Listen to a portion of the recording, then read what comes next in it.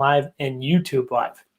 Can you believe it? It's already been 6 weeks since we started the Fresh Start 2022 goal setting journey. And so this is it. This is the final week. We made it. We're all the way to the finish line. And congratulations to those of you that have followed along every step of the way.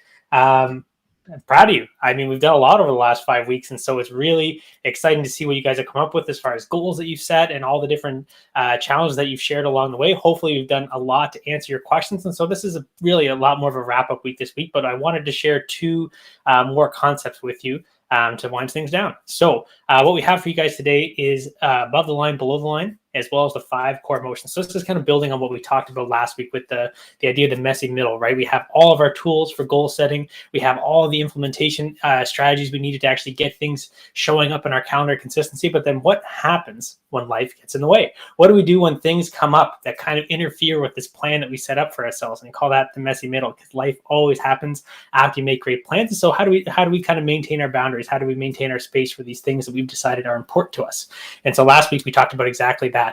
Setting different kinds of boundaries, making sure that you are aware of the key ones that people kind of struggle with, and how to get how to communicate those with others. And so what I want to jump into you guys with today is just building on that and the idea of learning when boundaries necessarily need to be set, right? Because that's an important question to understand as well. So let's jump into it.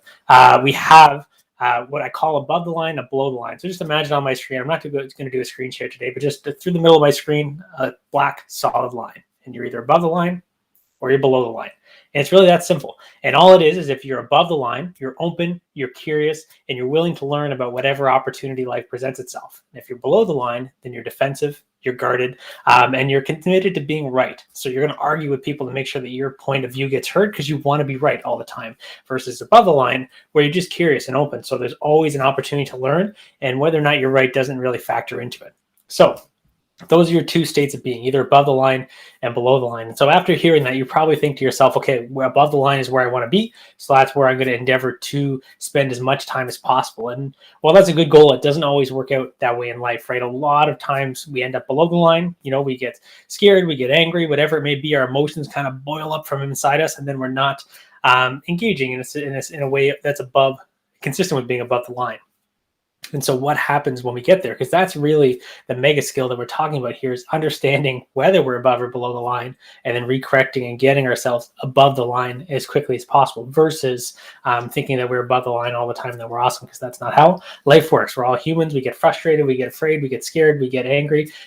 Life gets in the way. So how do we deal with that? And that brings us to the idea of the 5 core emotions. Okay, if you're below the line, you're committed to being right, you're feeling that you need to defend your position, you're not open, you're not curious, chances are you're feeling one of the 5 core emotions, specifically one of 3 specific emotions, really, but there's 5 of them. So let's jump in and explain the 5 core emotions, and we'll talk about the ones that are likely to show up when you're engaging from a spot below the line. So number 1 is creative energy, right? Pretty straightforward. You're feeling excited. You're feeling jazzed about whatever it is you're working on, and you have this flow of creative energy about all these new ideas that you're coming up with. Next is joy. Again, straightforward. You're feeling really happy. You're feeling really ecstatic. You're in a good place, and you're feeling that is reflected in your body. You feel good. Next is sad. Again, relatively obvious in the sense that it's the opposite of joy, right? You're feeling down. Something has happened in your life that's made you feel a little bit low, a little bit sad, a little bit weary. So you have those 3 emotions, I think for the most part, are pretty straightforward. What's neat is the last 2 of the 5 core emotions are fear and anger. And of those 2, most of us would probably say that we don't love those emotions, right? It's just something that we kind of repress, we kind of push down, and we don't really deal with them too much, because it's better to just show up as kind of that smiley, cheery, hardworking, happy-go-lucky individual than kind of dragging your butt and being frustrated or being sad or whatever it may be, right? So we don't often tend to share that we're feeling those emotions, but they're so powerful because they're actually the 2 emotions that generally catalyze us towards change or push us towards change. So when we feel those, we really need to pay attention. And so what does that feel like? Where do we experience fear, and where do we experience anger? And I think we could probably answer the question, right? So a lot of us are afraid of public speaking. So imagine yourself for a second, close your eyes if you have the opportunity to. Where would you be potentially going to do a public speaking event. Maybe you're at work and you're stepping up in the boardroom to present in front of 20 people, or you're on a Zoom call maybe. Where would you kind of feel that anticipation or that fear or that nervousness before you go on and present? In the kind of in the pit of your stomach, right? To kind of feel like you're doing backflips or you got butterflies in your stomach. We have all kinds of different words for explaining it, but that gut sensation, that is fear. We're being afraid, being scared, right? And there's something very important to learn from that sensation. The other one being anger. Where do we feel more anger?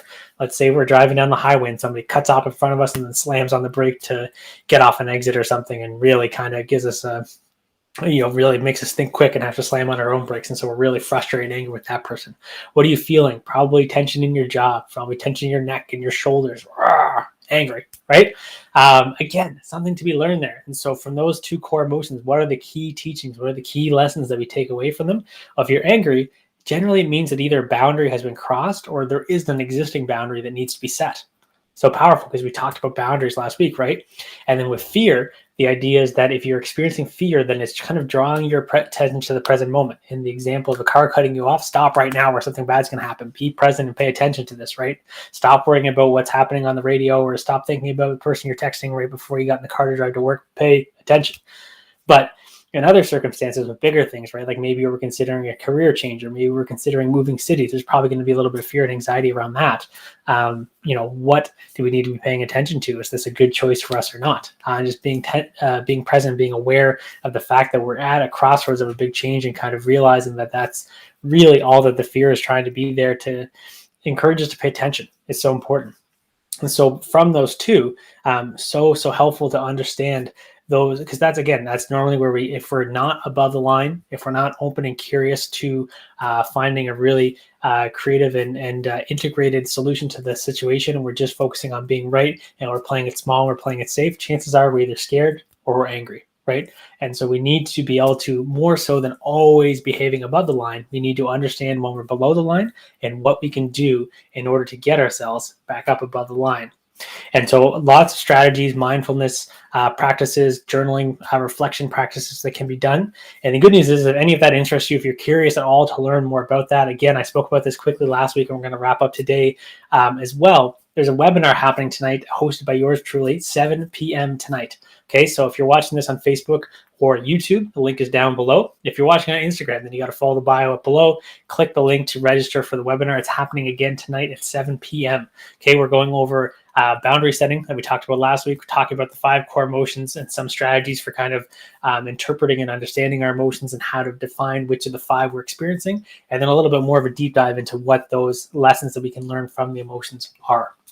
And that's just the beginning, right? We have a whole bunch of other things going on in there. 3 secrets of self-leadership, and that calm and clarity that we kind of been talking about through the messy middle is just one of those 3, right? So lots and lots to talk about. Make sure that you get yourself signed up for that webinar if you're interested in learning more. Otherwise, we're coming to the end of our fresh start for 2022. So hopefully you guys find that valuable and helpful. Jumping in next week, talking about a little bit of research around health and well-being. We're going to spend probably 4 weeks, I think, maybe 5. I'm just talking about some of the biggest metabolic conditions. So we've got diabetes, we've got high blood pressure, etc. And just kind of talking about a little bit of the science behind them and what we can do to get out in front of having those things become a prevalent point in our lives. Or if we're kind of already going down that road, then what kind of things can we do to back that up, right? Obviously, meditation, mindfulness, mental health, very, very important, but physical health, greatly valuable and important as well. So we're going to talk a little bit more about physical health in the next coming weeks and different strategies we can implement in our lives to be successful in that domain. So without further ado, have a wonderful week as always. Thank you guys so much for coming out. Really appreciate you tuning in. We'll see you same place, same time next week.